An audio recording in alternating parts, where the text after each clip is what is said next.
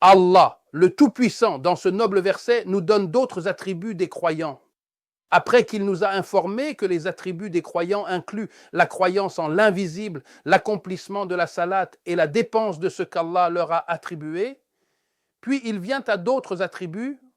Ces croyants sont et ceux qui croient à ce qui t'a été révélé, c'est-à-dire au Saint-Coran qu'Allah, le Tout-Puissant, a révélé, et à ce qui a été révélé avant toi. Et ceux-ci ne sont venus décrire les croyants que dans le Saint-Coran. C'est parce que lorsque l'islam est venu, il a dû faire face à deux types de personnes. Le premier type est celui des mécréants, et ils ne croient pas en Allah ni en un messager qui transmet le message d'Allah. Et il y avait un autre type de personnes. Ce sont les gens du livre qui croient en Allah et croient au messager de Dieu et au livre sur Dieu. L'islam a confronté les deux groupes parce que les gens du livre ont peut-être pensé qu'ils étaient connectés à Dieu. Ils croyaient en lui, recevaient de lui des livres et suivaient des messagers, et cela, à leurs yeux, était suffisant. Nous disons non. L'islam est venu pour que les mécréants y croient, et les gens du livre y croient, et la religion serait entièrement à Dieu. Et Dieu Tout-Puissant, dans les livres qu'il a révélés, nous a informés du messager de Dieu, que Dieu le bénisse et lui accorde la paix, et de son nom et de ses descriptions. Et il a demandé aux gens du livre, qui comprendraient son message, que Dieu le bénisse et lui accorde la paix, de croire en lui.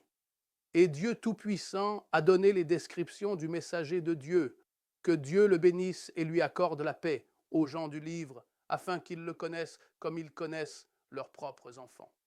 Au contraire, leur connaissance du messager de Dieu, que Dieu le bénisse et lui accorde la paix, était comme un livre qui a été révélé au prophète, que Dieu le bénisse et lui accorde la paix. Et il a dit, le messager d'Allah, paix, et que la paix et la bénédiction soient sur lui.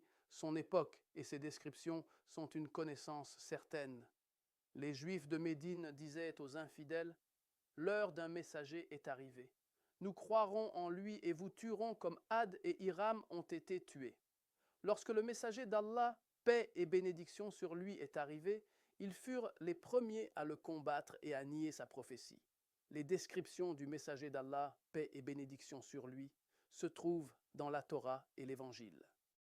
Alors, c'est pourquoi les gens du livre avertissaient les infidèles qu'ils croiraient au nouveau messager et gouverneraient les Arabes par son intermédiaire.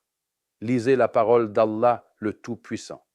Et lorsqu'un livre leur vint d'Allah, confirmant ce qu'ils avaient déjà, ils imploraient auparavant la victoire sur les mécréants. Mais lorsqu'il leur vint ce qu'ils reconnaissaient, ils n'y crurent plus. Que la malédiction d'Allah soit sur les mécréants. Al-Baqarah 99. Cela signifie que le message de Muhammad, sur lui la paix et le salut, ne fut pas une surprise pour les gens du livre, mais qu'ils l'attendaient. Ils affirmaient qu'ils y croiraient comme leurs écritures le leur ordonnaient. Mais ils refusèrent de croire et nièrent le message quand son heure fut venue. Alors Dieu Tout-Puissant dit, et de l'au-delà, ils sont certains. Nous remarquons ici que la parole et de l'au-delà est venue. Car si vous parcourez la Torah, qui est le livre des Juifs, ou lisez le Talmud, vous ne trouverez rien sur le jour dernier. Ils n'ont tiré de leur livre que la matière. Et Allah, le béni et l'exalté, a mis l'accent sur la croyance au jour dernier, afin que ceux qui disent « Nous croyons en Allah, en ses livres et en ses messagers », et qui ne prêtent pas attention au jour dernier, sachent qu'ils ne sont pas croyants. Si cette description n'était pas venue dans le Saint-Coran, ils auraient peut-être dit que l'islam est en accord avec ce que nous avons. Mais Allah, le Tout-Puissant, veut dépeindre la foi d'une manière parfaite, que la croyance en Allah est le sommet du commencement et la croyance au jour dernier est le sommet de la fin. Quiconque ne croit pas à l'au-delà et qu'il rencontrera Allah et sera tenu responsable, et qu'il y a un paradis dans lequel le croyant se réjouit et un feu dans lequel le mécréant est châtié, alors sa foi est incomplète. Et il s'est rapproché du mécréant qui a fait de ce monde le sien but et objectif.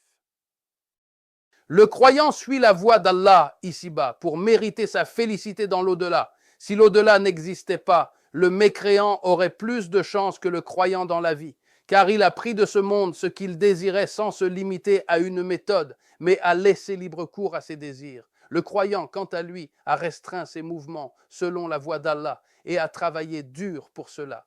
Puis, ils meurent tous les deux, et il n'y a plus rien après cela. Ainsi, le mécréant est le gagnant des bienfaits et des désirs de ce monde, et le croyant ne prend rien. Il n'en est pas de même pour la foi.